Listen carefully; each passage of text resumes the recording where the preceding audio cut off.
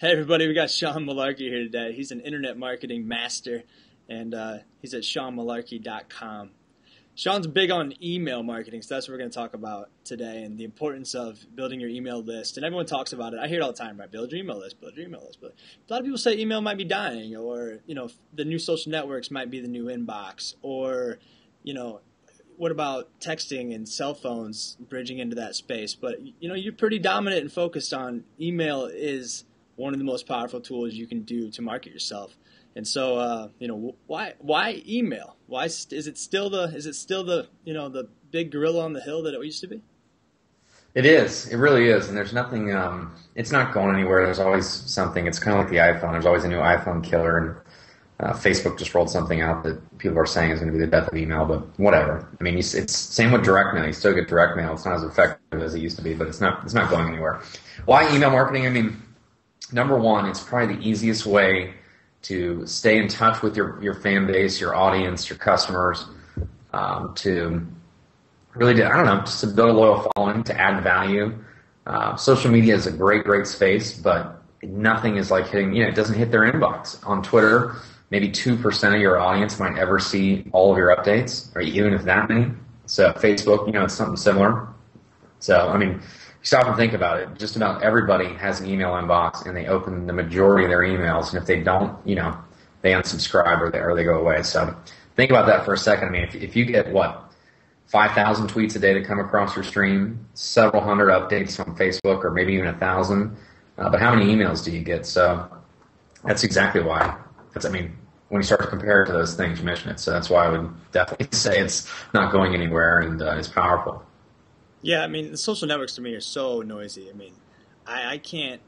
People will be like, "Hey, did you see my thing I sent out?" And the difference is, I think, is the one-to-one personal connection. Where even if it's an email list, it's coming from someone to someone. Where Twitter is me talking essentially to myself that I hope people read or click on. And so the psychology of it is like backwards, because I'm not going to ask someone like, "Hey, did you click on my tweet?"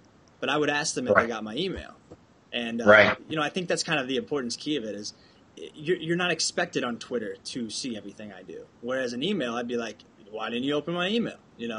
And so how important then email marketing? But a lot of people, I get so much spam, so much crap. How do you set yourself apart?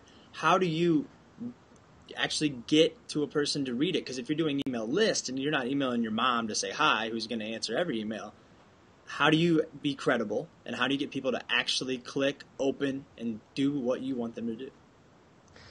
It's a good question. And it varies depending on whatever business or industry or niche, kind of you're in. For me personally, just being real and being me and trying to have a kind of conversational style to my emails has worked really, really well. I think people resonate with that and they relate to it. For a corporation, it may just be sending relevant offers. And sending good offers and providing value. If most of the time corporations aren't going to say, here's a free gift for you, but they may say, here's a free gift if you buy this coupon, or here's a free gift, come into the store and get it. So it's a little bit different for them providing value. But if they send, good coupons and, good discounts, just for example, the local ice cream store in my hometown, one day I was in there buying ice cream and they said, here, sign up for an email, our email list and get a pint, at half off or something. And I said, perfect. All right. And I did that, and I really didn't care. I don't think I even got the extra pint, but I just wanted to see how they did their marketing. And about once a week, they send across a special that only people on their emails get. And it's one of those high-end ice cream stores that sells really nice ice cream. So, buy one, a $7 pint of ice cream, buy one, get one free is pretty valuable. And every freaking time I open their emails, I see this.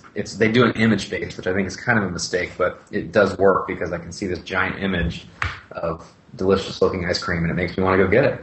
So you made a good point. So 2 questions, and then we'll cut it short. 1, what's more valuable, text or image, or is there certain instances where one is better than the other? One HTML email is better than a text email, or vice versa? And 2, text is better. Text is better in most instances because just plain and simple, a lot of people don't have their images enabled, and you have to actually enable an image. So if you're not using, my ice cream store took me several emails before I finally enabled all of them coming through to see them. So a lot of people won't see your message because they just don't, you're asking somebody to take one extra step to see your message. That's just enough for people's attention spans online to go away. So, but in some instances it can be right and can be good. It's one of those things you get to test and see what works for you. But I would never say do strictly HTML-based or image-based emails like the ice cream store does, because you're going to lose a portion of your audience. You could say, here's this killer special we're running. You need to enable your images if you can't see the coupon to see what it is, and then you get them to do it that way. Gotcha. And then the second question was subject lines. Subject lines are everything, and this is one of the things that we were talking about just prior to this. There's two things that two goals with your subject lines. They're either A, to opens, to get people to open your email, which is probably the biggest challenge.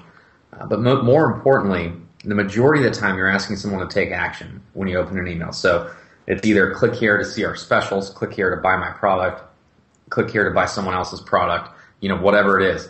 So if you're not getting them, if you're getting them to open your email, it's one thing, but subject lines can be everything. From the sense that certain subject lines will compel more people to actually take action and click the offer. So I've seen many, many instances, and I've done case study and case study after case study on this, where you may get a much higher click-through rate or getting people to take action with a different subject line as opposed to one that gets a higher open rate. So if that makes sense. For example, you may get much higher open rates with one email. Let's just say you get 150 opens with one email and 30 clicks on it. But with another subject line, you may get 80 opens and 40 clicks on it. So that is that's going to be the one that you want. So subject lines are really everything. And, there's no science to it. Every niche, every audience, every business is different. What I typically, recommend to people is, first of all, just try what you think will work best. What coming from you, from your audience's perspective, or from your, what do you think people are going to take action on? Start with that, and then split test around that. And you'll start to find that, there's definitely some winning formulas for your business or for your niche out there. And it's really different for everybody. So it's just one of those things you got to figure out, your communication style and what works for you, and then split test based on that. Awesome, man. Hey, Sean, thanks for taking your time out of your day, man. And everyone, SeanMalarkey.com. He's an internet marketing guru, and he does, email. He's got some products. He does webinars all the time. So head over there, say hello to him. Thanks for taking the time out of your day, man. Awesome. Thanks for having me on, Shane.